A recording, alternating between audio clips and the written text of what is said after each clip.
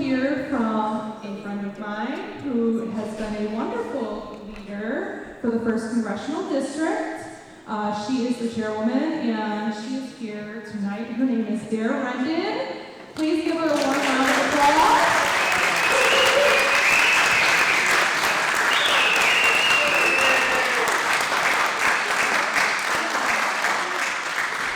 Thank you, Daire. Oh, I know, right? That was like a red carpet. Thank you. This is a pretty exciting evening. I gotta be honest with you. I've never even been over here in this part of the state. I was a state rep prior to this, behind my husband, and he had more of the eastern counties than I did because of redistricting. So I never really got to spend much time. And when you're a state representative in northern Michigan, or a senator, or a congressman, you have a lot more turf to cover than you do downstate. And you have to drive a little bit further between each little conclave of humans. So when you have 5 counties to watch over, you're pretty busy in your own 5 counties, and then you have to be in Lansing too. So I really appreciate it. However, not until I was 1st District Chair did I realize how vast it really is. And I still haven't been through all of it. I'm looking forward to doing that. My name is Daire Rendon. I'm the chair of the 1st Congressional Republican District. We are #1 in the state of Michigan. And we're proud.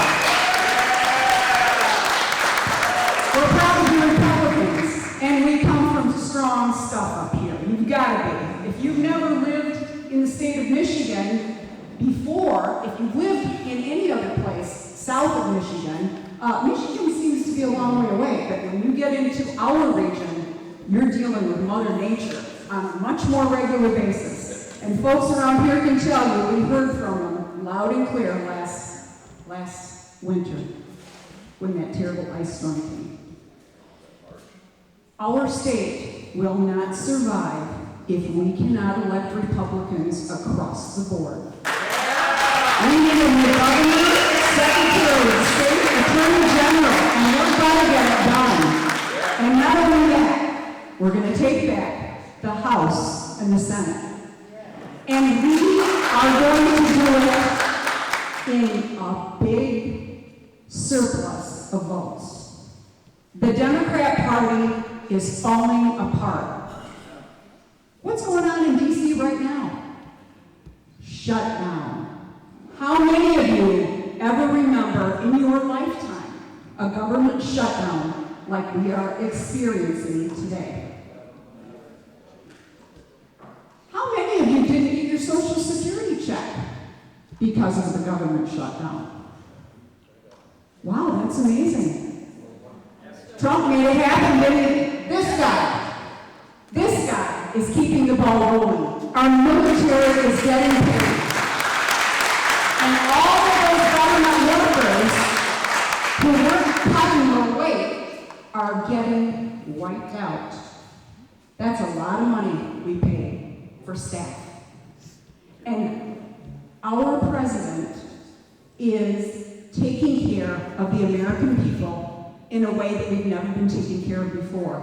He's fortifying our cities. He's bringing in the National Guard and he's bringing in the troops. And he needs us to bring back Michigan. And we are going to do it. Let me give you a little hint of what, if you're not aware, of just exactly what the Democrats are asking for before they'll open the government. And it's kind of frightening when you think about it, but this is on their list of demands. They're demanding $5 billion in foreign funding to be sent overseas. $5 million for LGBTQ democracy grants in the Balkans. $2 million for feminist Democrat principles in Africa. $25 million for Honduras for climate resiliency. Oh, this one you're really going to know. $490 million for PBS. 490 million. 157 million for security for members of Congress. Now remember, this is a Democrats list. They are. And here's another one. $3 million for circumcisions and vasectomies in Zambia. 4.2 million for LGBTQ people in the Western Balkans and Uganda. 3.6 million for pastry cooking classes and dance focus groups for male prostitutes in Haiti. $6 million for media organizations for the Palestinians. 300,000 for a Pride Parade in Lesotho. There's more than this on this list. I just give you some highlights. But you get the picture. These people are the party of insanity. And we see it today with these King's rallies that are supposed to be taking over the state. It's not happening. Tonight, you have heard from some outstanding candidates. And I have to say, I'm impressed by the quality of people that we've got running in our races. We have a big job to do. We have to galvanize every single person that we can. And we have to understand that in past primaries, here in the state of Michigan, we rarely hit over 20% participation. This year, that's not going to cut it, folks.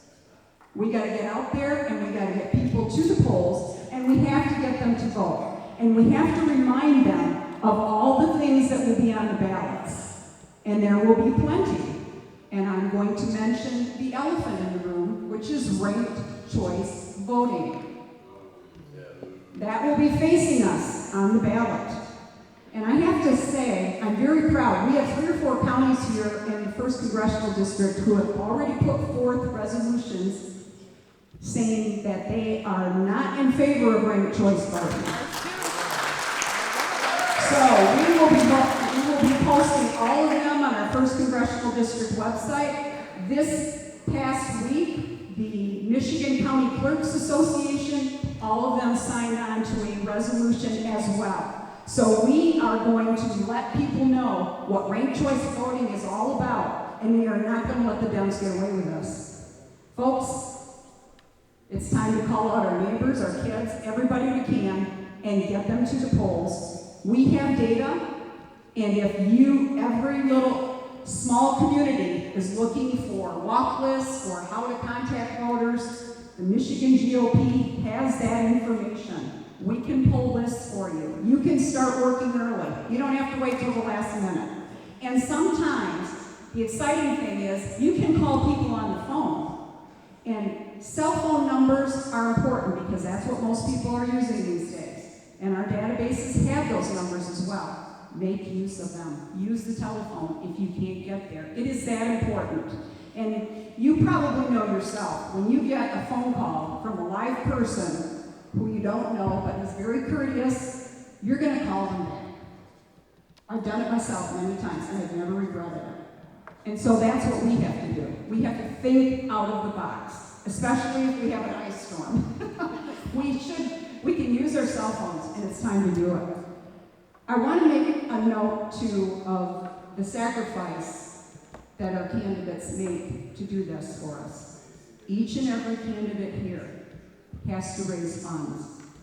And that's why we're here tonight, folks. Every county GOP, every fundraiser you can make plans to be there. Not only will you get to talk to these folks one-on-one, you can get your checkbook out and write them a check. Every little bit helps. If it's only $5 or $10, that's fine. But let them know you're supporting them. This is a lot of work and a lot of energy. And there is not a single candidate who's here tonight, or maybe isn't here, that can't use some help with their campaign. We all want to see them succeed. So I have to thank Alcona County for this beautiful event. I think it's very impressive. Jeff and Jess, you guys have done an outstanding job. I know this is the first one you've done, and it's worked out very well. Great auction items, but the facility is probably the biggest surprise of all. And that's why, right now, I would like to, I think Mr. Shaw is in the back of the room, and Mr. Shaw has agreed to take everyone on a tour of the building. He is the developer for this, and if you were to see the entire facility here, you would be blown away. So I'm going to end it with that. I'm not going to talk all night. We've heard from the candidates. They're the ones that matter. And I think maybe, is Chris Long going to speak? Okay, so I'm going to have Chris come up here and, no, he's not going to speak? Kevin. Oh, I'm sorry, Kevin's speaking. I had the wrong, I'm sorry. Kevin is speaking. He's going to get it up for you guys. So here you go, Kevin. Thank you.